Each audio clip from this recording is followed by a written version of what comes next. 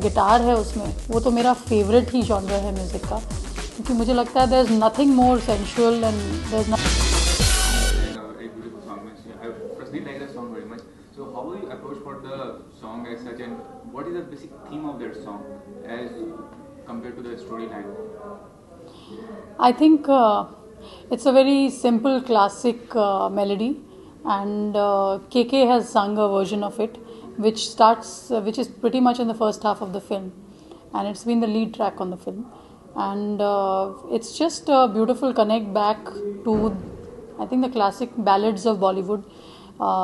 मैं अभी गा रही थी वो दो लफ्ज़ों की है, तू है वही, जो R.D. बर्मन के हमारे जो फेवरेट गाने थे, so they are, I think I never imagined that I'd get a chance to sing a romantic song like this, क्योंकि बहुत लोग मेरे आवाज़ को अलग तरीके से देखते हैं. उनको लगता है कि आवाज़ में खराश है तो शायद सिर्फ इधर जोशीले गाने गाओ या फोक गाने गाओ, लेकिन आई डोंट थिंक मुझे किसी ने कोई अप्रोच किया, क्योंकि I am the hippie on this project. मैं खुद ही घुस गई.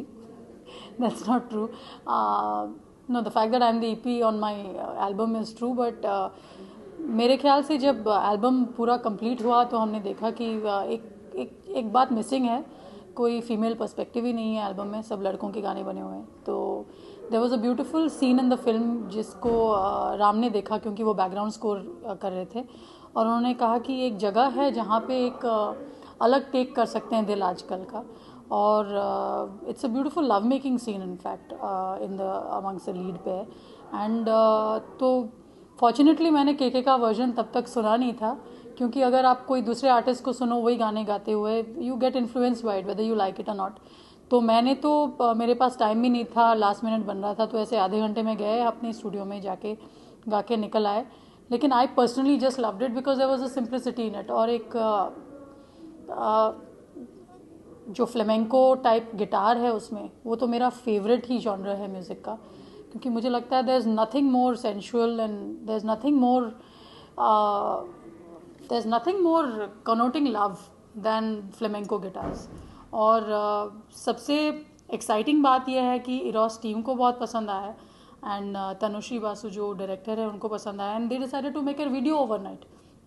तो ये तो रेयरली होता है, क्योंकि म्यूज़िक लॉन्च तभी 4-5 दिन में था, और हम लोगों ने डिसाइड किया कि ओवरनाइट एक वीडियो भी बनेगा. वीडियो तो बनेगा और उसमें आर्टिस्ट फीचर होंगे. तो आई रियली गॉट लकी. एक ब्लैक एंड वाइट वीडियो है. It's very simple, very sweet, लेकिन it's a performance video. Actually मैं परफॉर्म कर रही हूँ, और मैं जब कैमरा के आगे थी, मैं ध्यान दे रही थी कि मैं सुर भी गाऊँ, ठीक से गाऊँ और प्रॉपरली गाऊँ.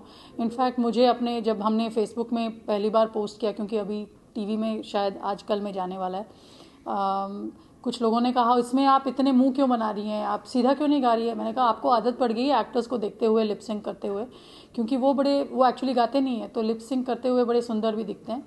लेकिन मैं जहाँ की खुद की I am a singer performer, मैं लिप सिंक नहीं कर रही थी, मैं एक्चुअली कैमरा के आगे गा रही थी, और उसमें कभी कभी अजीब अजीब मुंह बनता है जब आपको सुर लगाना होता है. तो I just feel very happy कि दैट्स टर्न्ड आउट वेल, और लोगों को पसंद आ रहा है सबसे ज़्यादा. And it's back to the days of melodies hopefully, कि लोग, young people don't have to fall in love only dancing vigorously and surrounded by 100 people. They can just fall in love in a simple way, singing a ballad with a guitar also. Everything is growing so fast, so people also like the fast kind of music, which have peppy number kind of music. ये melodious जो है, ये 90s में ऐसा लगता है कि 90s का जो ज़माना था उस तरह से.